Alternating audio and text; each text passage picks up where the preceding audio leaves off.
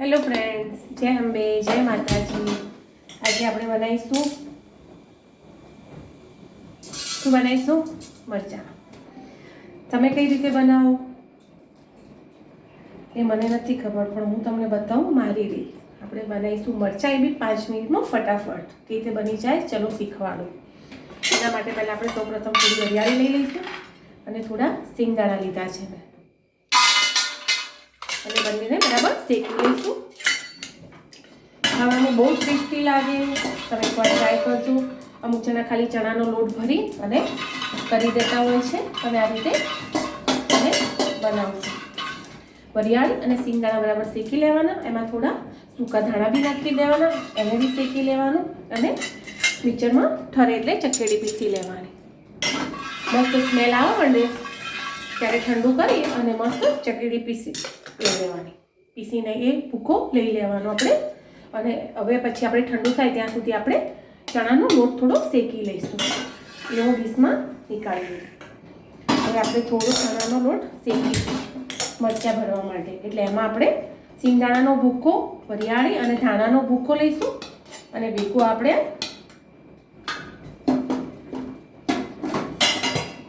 ચણાનો લોટ બી થોડો શેકીને લઈ લઈશું.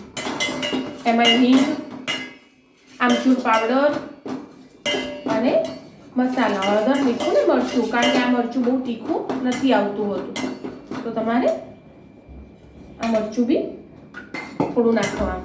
ચણાનો લોટ શેકાઈ જાય એટલે આપણે ચક્કેરી ફેરવી લઈશું. ત્યાં સુધી આપણે સિંગદાણા જીરું બી ઠંડુ થઈ જશે. ચણાનો લોટ આપણો શેકાઈ ગયો છે. હવે આપણે ફટાફટ મરચાં ભરી લઈએ. તમે મિક્સરમાં કરવો તો કરવાનો, પણ મેં સિંગદાણા, વરિયાળી અને થોડા તલ અને જે શેક્યા હતા આપણે ધાણા, વરિયાળી અને સિંગદાણા મેં શેકીને લીધા છે, અને તલ મેં કાચા લીધા છે. એ બધું તમારે મિક્સરમાં ચકેડી પીસવી હોય ને તો બી તમે પીસી શકો, અને હાથથી વાટીને લેવું હોય તો હાથથી વાટીને બી લઈ શકો. હું થોડું ક્રન્ચી રાખવા માંગતી હતી એટલે મેં હાથથી વાટી લીધું છે. ખાયણીમાં હું ખાંડી લઉં છું. અને જે વાળો લોટ ઠંડો થઈ ગયો છે એ લોટ થોડો મેં શેકી લીધો છે. એ ઠંડો થઈ ગયો છે એટલે એમાં બધા મસાલા કરી લઈશું. મીઠું, ગરમ મસાલો, થોડું મરચું, થોડી હળદર એટલું લઈ લીધું છે, અને થોડું અંદર હિંગ નાખી દેવાની,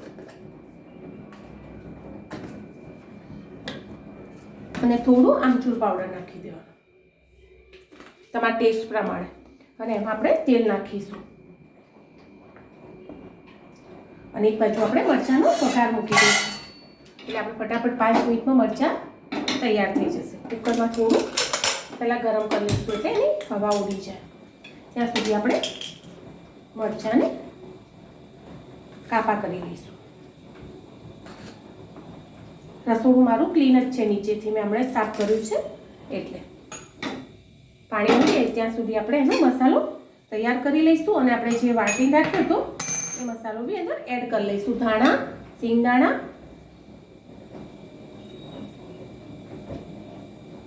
એ બધું અંદર એડ કરી લઈશું. આ રીતે તેલ નાખીને બધો મસાલો તૈયાર કરી લેવાનો. આ છે બધો મારો મસાલો વાટેલો, એવું હું લઈ લઈશ અને બધું મિક્સ કરીશ.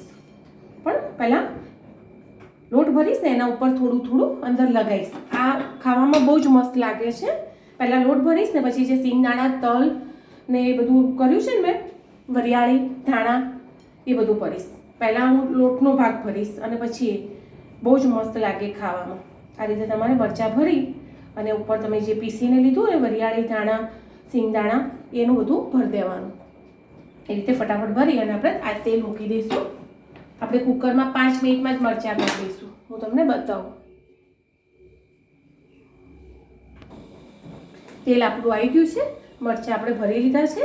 હવે આપણે એક એક મરચું અંદર મૂકી દઈશું અને મસ્ત એક સીટી વગાડી દઈશું, અને 5 મિનિટ એમાં પડ્યા રાખીશું એટલે આપણા મરચાં તૈયાર થઈ જશે. ધીમા તાપે એને સીટી ભરાવા દઈશું. ફૂલ કરીશું તો દાજી જશે.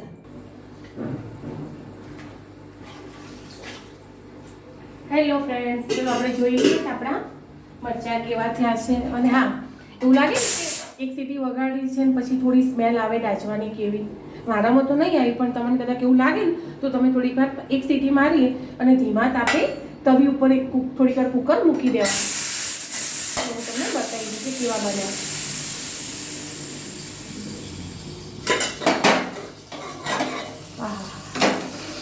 મસ્ત સ્મેલ આવી છે. આપણે જે લોટ વધ્યો હતો ને આમ તો એડ કરવાની ઈચ્છા હતી, પણ હવે હું નહીં કરું કારણ કે બહુ મસ્ત ચડીને થઈ ગયા છે. ચલો અને નીકાળી લઈશું. અને જે મેં થોડો ભૂકો વધ્યો હતો મારો ભરતી વખતે સિંગદાણાનો, પછી નીકાળવાના કુકરમાંથી ફૂટીના છે. મસ્ત આ છે શિમલા મરચાં આવે ને એનું નાનું વર્ઝન, એવા ટેસ્ટમાં લાગે છે. તમે બનાવીને ટ્રાય કરજો, બહુ જ મસ્ત બને છે.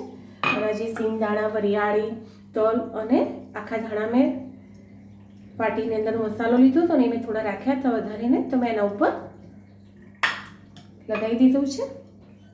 તમે જરૂરથી આ મરચાં ટ્રાય કરજો. બાય.